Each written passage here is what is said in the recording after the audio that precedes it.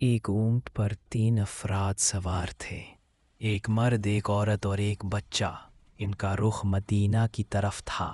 اچانک ایک تیز آواز ابھری، ٹھہرو، تم جا سکتے ہو لیکن ہماری بیٹی تمہارے ساتھ نہیں جا سکتی۔ ان الفاظ کے ساتھ ہی کئی سواروں نے انہیں گھیر لیا، خاتون کو زبردستی اونٹ سے اتار لیا اور واپس مکہ کی طرف لے چلے۔ ایسے میں کچھ اور لوگ وہاں آ پہنچے۔ ان میں سے ایک نے گرج کر کہا، ٹھہرو، آپ اپنی لڑکی کو لے جا سکتے ہو، بچے کو ساتھ نہیں لے جا سکتے۔ یہ کہہ کر انہوں نے خاتون سے بچہ چھین لیا۔ اب مرد بیچارہ اکیلا رہ گیا۔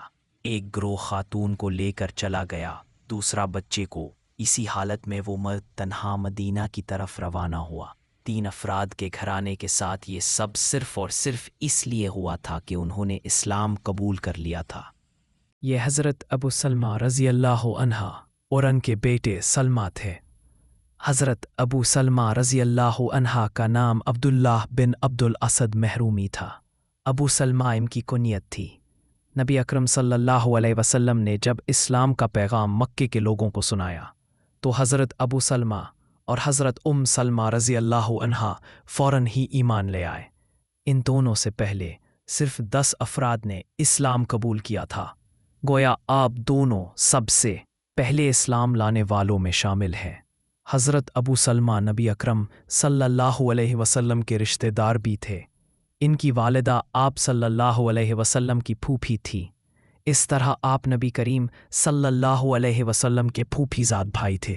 آپ نبی اکرم صلی اللہ علیہ وسلم کے دودھ شریک بھائی بھی تھے۔ اسی طرح حضرت حمزہ رضی اللہ عنہ کے بھی دودھ شریک بھائی تھے۔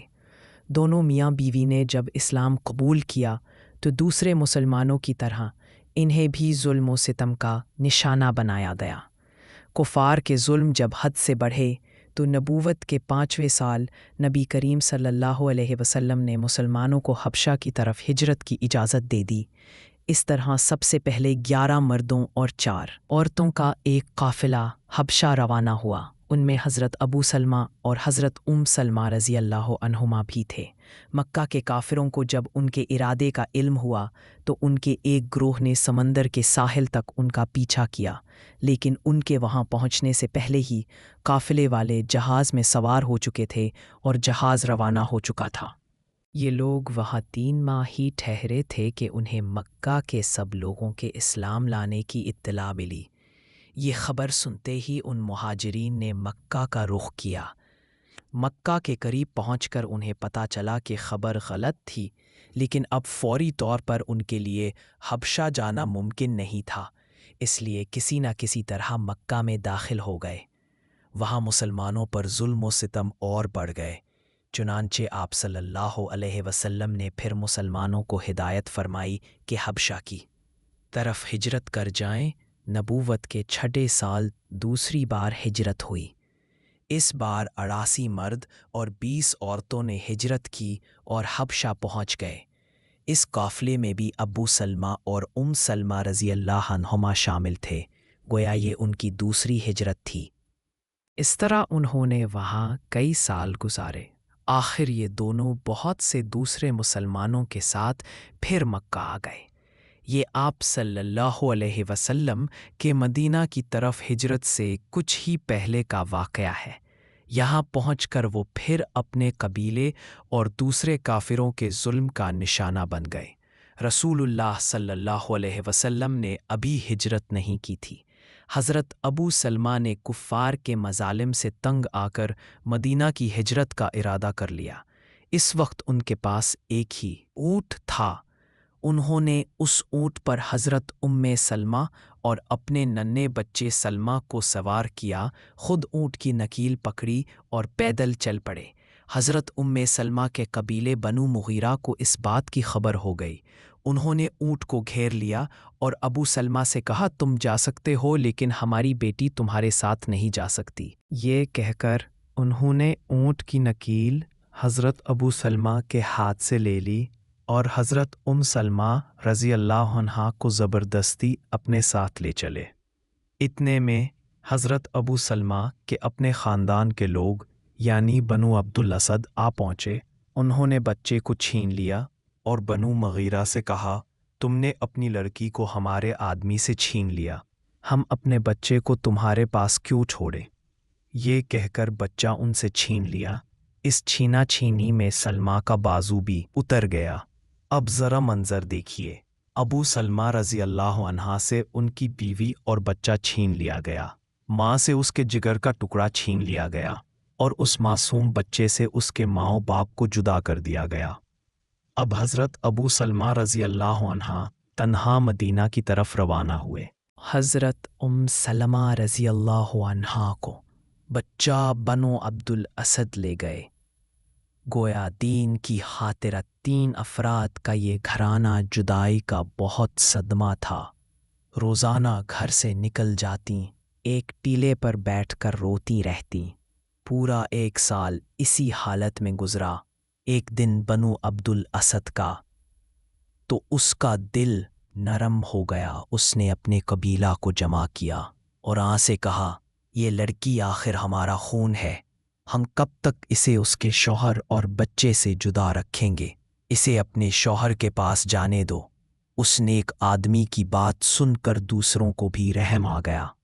انہوں نے حضرت سلمہ رضی اللہ عنہا کو اجازت دے دی کہ وہ اپنے شوہر کے پاس مدینہ جا سکتی ہیں۔ جب بنو عبد الاسد نے یہ سنا تو انہوں نے بھی بچہ ان کے حوالے پر دیا۔ اب حضرت سلمہ نے اپنے بچے سلمہ کو لیا، اونٹ پر سوار ہوئیں اور مدینہ کی طرف روانہ ہو گئیں۔ ایک تنہا عورت، اس کے ساتھ تھا بچہ اور طویل سفر، لیکن دین کی خاطر یہ سب کچھ برداشت کیا جا رہا تھا۔ راستے میں ایک شریف آدمی عثمان بن طلحہ ملے۔ انہیں جب معلوم ہوا کہ ایک عورت اکیلی اپنے بچے کے ساتھ مدینہ جا رہی ہے تو دل میں سوچا، اے عثمان، یہ بات مردانگی کے خلاف ہے کہ مکے کی ایک بیٹی اس طرح تنہا سفر کرے اور تو اس کی مدد نہ کرے۔ انہوں نے اونٹ کی نکیل پکڑی اور مدینہ کی طرف لے چلے۔ جب کہیں ٹھہرنا پڑتا تو وہ کسی درخت کی اوٹ میں ہو جاتے۔ جب چلنے لگتے تو اونٹ تیار کر کے لے آتے۔ غرض اس طرح قبا پہنچ گئے۔ حضرت ابو سلمہ وہیں ٹھہرے ہوئے تھے۔ اپنی نیک سیرت بیوی اور بچے کو پا کر انہوں نے اللہ کا شکریہ ادا کیا۔ میں نے عثمان بن طلحہ سے زیادہ ساتھ دینے والا شریف آدمی نہیں دیکھا۔ ہو سکتا ہے کہ ان کی نیک سیرت کا اس طرح کا شکر نہیں دیکھا گیا تھا۔ حضرت سلمہ نے ان کی نیک سیرت کا بہت سخت کہا تھا۔ میں نے عثمان بن طلحہ سے زیادہ ساتھ دینے والا شریف آدمی نہیں دیکھا، مگر ان کی نیک سیرت کے ایک آدمی ختم ہوا۔ ان دن کے پانی سے بار آدمی کے ساتھ ہو جاتے ہیں، سیم ساری کی ایک ساتھ۔ ان کی نیکی کو سلمہ نے ہمیشہ یاد دیکھی۔ میں نے عثمان بن طلحہ سے زیادہ ساتھ دینے والا شریف آدمی نہیں دیکھا۔ ان دن کے پانی سے ہمیشہ یاد دیکھی۔ میں نے عثمان بن طلحہ سے الگ کیا۔ اپنی نیک سیرت کا انہیں مائی کو خواہش نہیں کرتی تھیں۔ انہوں نے زیادہ دے کر ان کی نیکی کا کنگ نہیں کیا۔ عثمان حضرت ابو سلمہ رضی اللہ عنہ نے غزوہ بدر میں شرکت کی، گویا آپ بدری صحابی ہے۔ 3 ہجری میں غزوہ احد میں حصہ لیا۔ جنگ کے دوران ایک مشرک نے زہر میں بجھا ہوا ایک تیر انہیں مارا۔ آپ کا بازو اس تیر سے زخمی ہو گیا۔ وہ شدید زخمی ہو گئے۔ 1 ماہ کے علاج کے بعد زخم تو بھر گیا، مگر زہر اندر ہی اندر کام کرتا رہا۔ نبی اکرم صلی اللہ علیہ وسلم کو اطلاع ملی کہ قطن پہاڑ کے دامن میں آباد قبیلہ بنو اسد مدینہ منورہ پر حملہ کرنے کے لیے پرتول رہا ہے۔ آپ صلی اللہ علیہ وسلم نے حضرت ابو سلمہ رضی اللہ کو 1.5 سوار دے کر حکم دیا کہ فوراً روانہ ہو جاؤ، اور اس سے پہلے کہ وہ ہم پر حملہ کریں تم ان پر حملہ کر دو۔ حضرت ابو سلمہ رضی اللہ عنہ بہت رازداری سے سفر کرتے 1 محرم 4 ہجری کو یکایک ان پر ٹوٹ پڑے۔ انہیں اپنی تلواروں پر رکھ لیا۔ वो बदहवासी के आलम में इधर उधर भागे।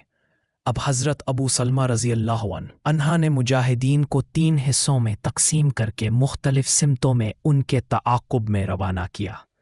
इस तरह उन मुजाहिदीन ने बनु असद के छुक्के छुड़ा दिए। हज़रत अबू सलमा 10 बाद वापस लौटे।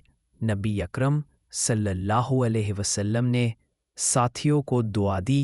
उस मुहिम से वापसी के कुछ अरसा बाद अबू सलमा का वो ज़ख्म फिर से हरा हो गया जो ग़ज़वा-ए उहद में ज़हर में बुझे तीर के लगने से आया था।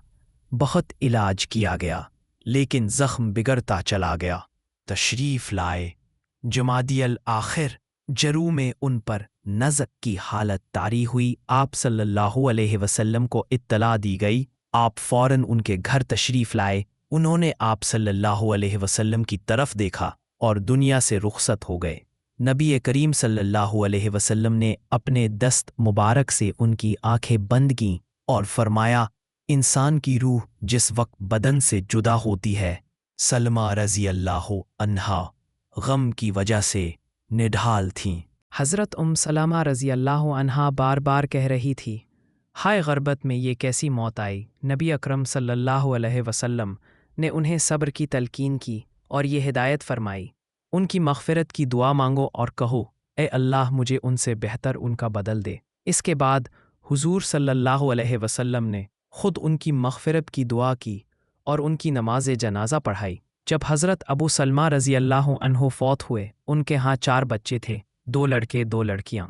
इन चारों ने नबी अकरम सल्लल्लाहु अलैहि वसल्लम के साए में परवरिश पाई। हज़रत अबू सलमा रज़ी अल्लाह अन्हु अपने घर के अफराद पर बहुत मेहरबान थे।